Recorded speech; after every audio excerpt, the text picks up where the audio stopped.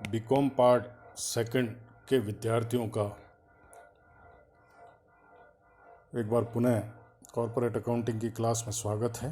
प्रिय विद्यार्थियों, आज का जो टॉपिक है अपना अतिरिक्त अंशों का निर्गमन या अधिकार अंश। जैसा कि हम जानते हैं या हम पढ़ चुके हैं कि कंपनी की अधिकृत पूंजी और निर्गमित पूंजी में अंतर हो सकता है। तो जब कंपनी अपनी अभिदत्त पूंजी में वृद्धि करना चाहती है तो उसके लिए उसको अतिरिक्त निर्गमन करना होता है अंशों का।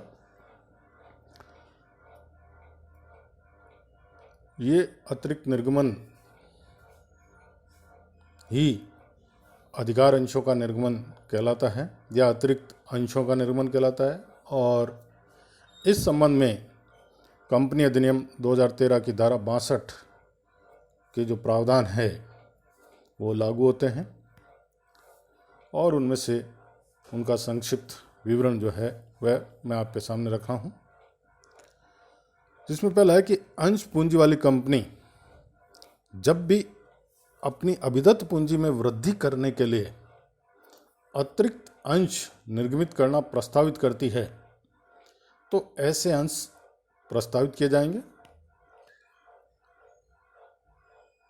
पहला है कि ऐसे व्यक्तियों को जो प्रस्ताव की तिथि को कंपनी के इक्विटी अंशों के धारक हैं,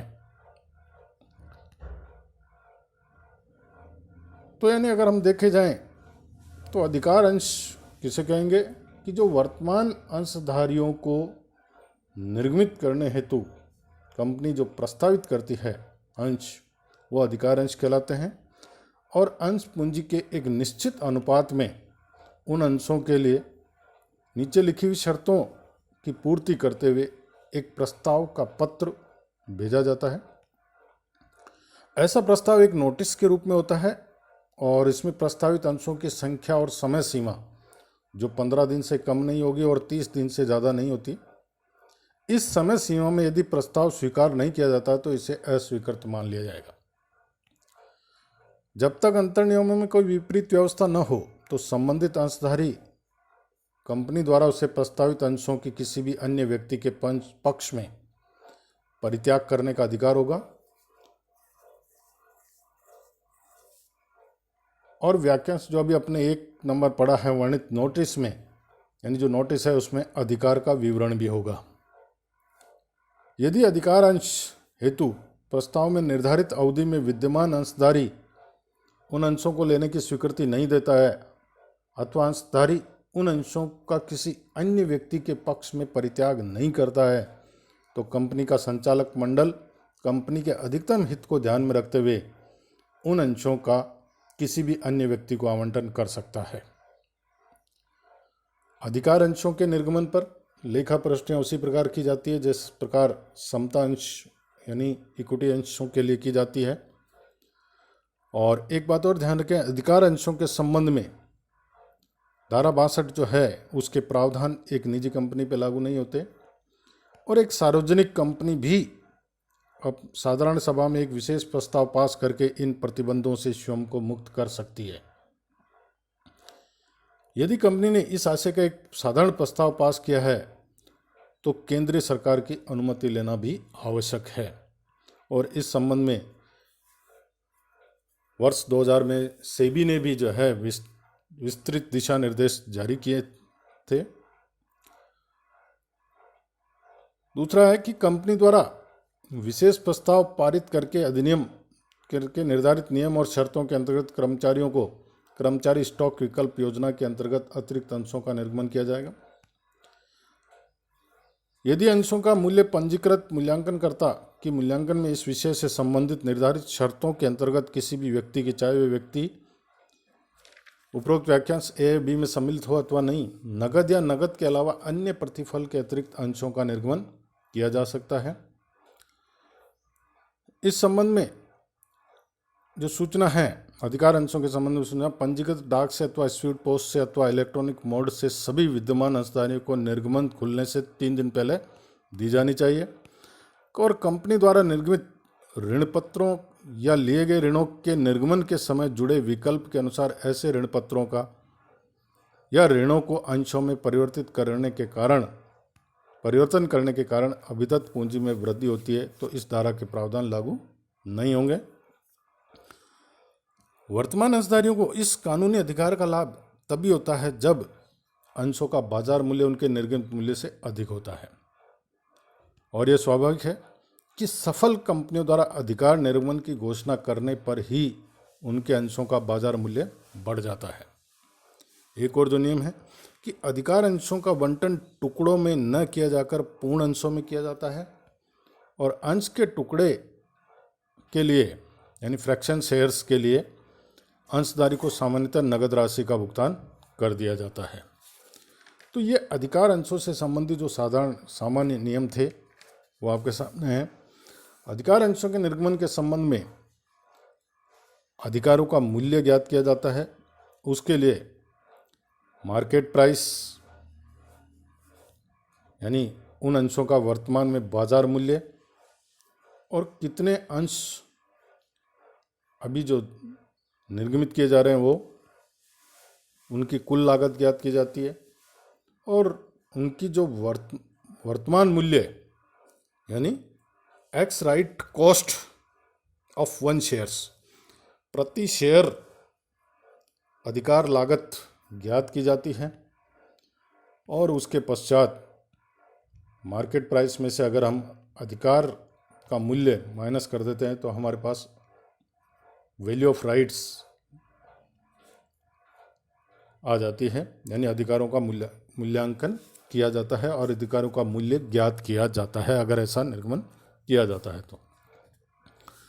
तो इस संबंध में जैसे एक प्रश्न है हमारे यहाँ पर, उसको हम पढ़ेंगे और उसको अध्ययन करेंगे, उसको सोल्व करेंगे तो हमें पता चल जाएगा कि करमवीर लिमिटेड ने अपने विद्यमान 2 लाख समता अंशों के धारकों को हाल ही में नए प्रविवरण पत्र में प्रस्तावित 1 लाख अतिरिक्त ₹10 वाले समता अंशों के निर्गमन में से 50,000 समता अंश मूल्य पर उनके द्वारा धारित प्रत्येक 4 अंश के बदले 1 अधिकार अंश के अनुपात में अंश प्राप्त करने का विकल्प दिया गया, और सामान्य निर्गमन 40% प्रीमियम पर करने की घोषणा की।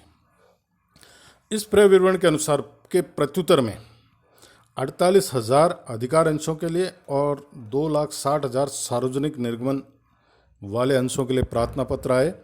कंपनी द्वारा ₹5 प्रति अंश आवेदन पत्र के साथ और शेष आवंटन पर प्राप्त करने का निर्णय किया गया। शेष अधिकार अंश ₹36,000 में बेच दिए गए।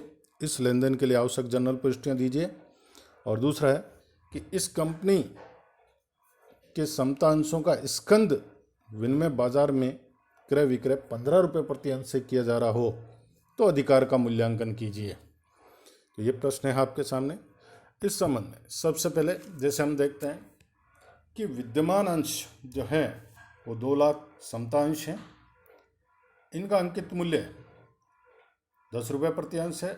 नया निर्गमन कर रहे हैं 1 लाख समता अंश, इसमें से 50,000 जो है अधिकार अंश के रूप में निर्गमन है और 50,000 का जो है सामान्य निर्गमन है। अधिकार अंशों के नियम है कि विद्यमान 4 अंशों के बदले 1 अधिकार अंश दिया जाएगा। 4:1 का रेशियो बनता है इसमें। और इसमें से इसके लिए जो है 48,000 आवेदन आए हैं, प्लस जो बचे हुए शेष यानी 2,000 अधिकार हैं वो ₹36,000 में बेचे गए प्रश्न के अनुसार। कुल मिला के ये 50,000 अधिकार अंशों का गणित है। इधर 50,000 सामान्य अंश समता अंश जो है सामान्य निर्गमन के द्वारा दिए जा रहे हैं और वो 40% प्रीमियम पर हैं। इनके लिए 2,60,000 आवेदन आए हैं, जिनमें ₹5 आवेदन पर और शेष यानी ₹5 आवंटन पर प्राप्त किए जाएंगे।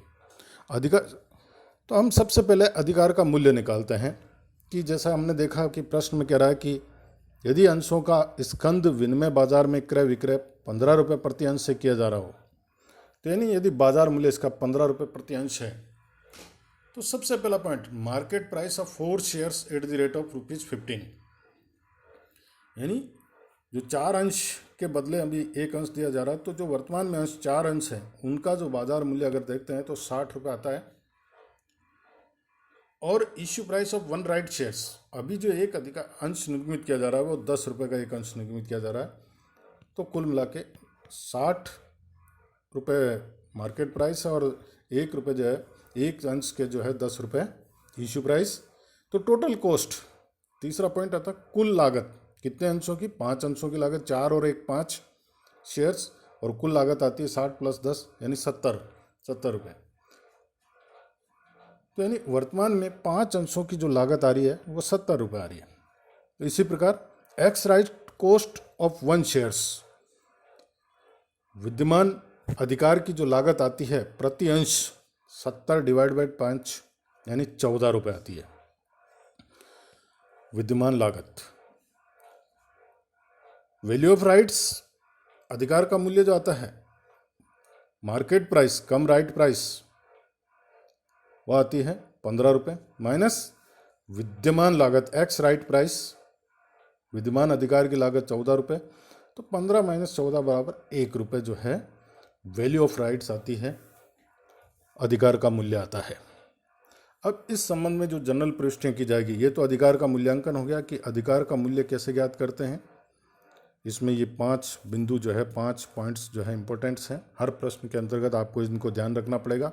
मार्केट प्राइस को निकालना पड़ेगा, मार्केट प्राइस प्रश्न में दी हुई होती है, इश्यू प्राइस दी हुई होती है, टोटल कॉस्ट आप ज्ञात करें और उनको जोड़ करके जो है विद्यमान अधिकार की जो विद्यमान लागत है प्रति अंश वह ज्ञात करें और उसके बाद अधिकार का मूल्यांकन किया जाता है। इस संबंध में जो जनरल एंट्रियां हैं, सबसे पहले जो है अधिकार अंशों के निर्गमन की एंट्री इस प्रश्न के अनुसार हम करेंगे और सामान्य निर्गमन की एंट्री भी की जाएगी। डेट ऑफ रिसिप्ट को bank account DR to equity share application and allotment, और ये राशि जैसे 48,000 अधिकार अंशों का निर्गमन है,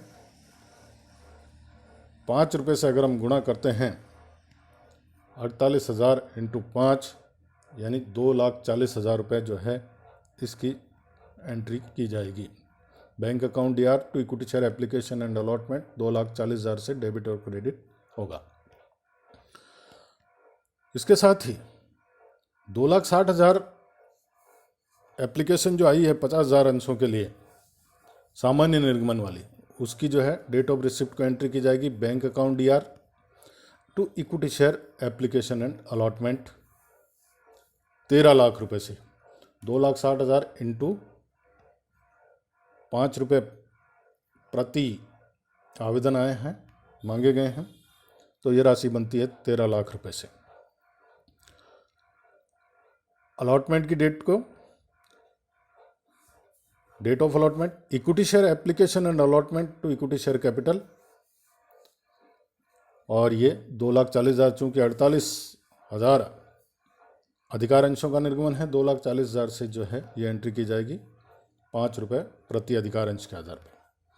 इसी प्रकार सामान्य जो निर्गमन हुआ उसका अलॉटमेंट होगा, उसके अलॉटमेंट की डेट को equity share application and allotment account DR 13 lakh रुपए to equity share capital 5 lakh रुपए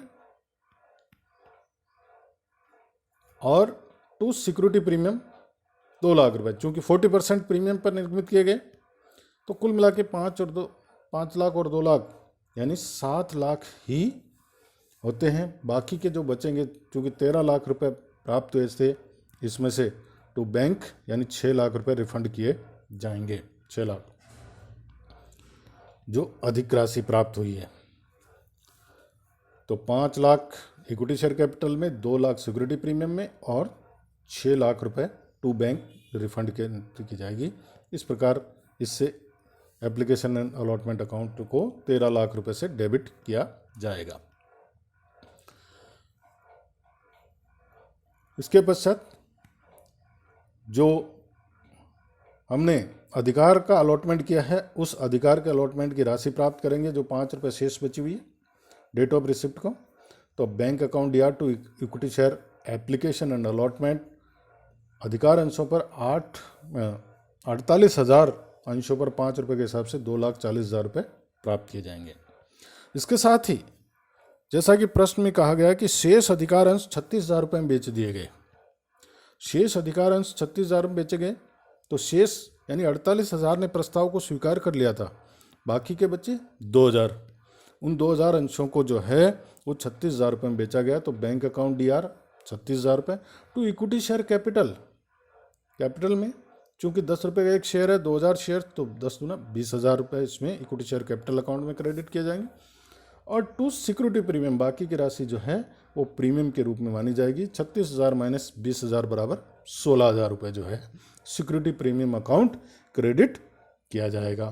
तो एंट्री आपके सामने स्क्रीन पर है कि bank account DR to equity share capital account to security premium. Bank account debit होगा 36,000 रुपये से, टू शेयर कैपिटल होगी 20,000 रुपये से और टू सिक्योरिटी प्रीमियम 16,000 रुपये से।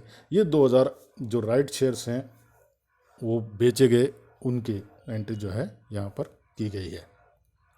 तो ये सामान्य निर्गमन हो चाहे अधिकारों का निर्गमन हो, एंट्री जनरल एंट्री उसी प्रकार से की जाएगी जैसे हम पहले पूर्व में करते आए हैं। केवल आप विद्यार्थियों को ये ध्यान में रखना है कि इनका अधिकारों का मूल्यांकन अगर पूछा जाता है तो अधिकारों का मूल्यांकन भी हमें करना होगा और ये हमें आना चाहिए जो आपको इसमें बता चुके हैं। Please like, subscribe and shares this video. Thank you.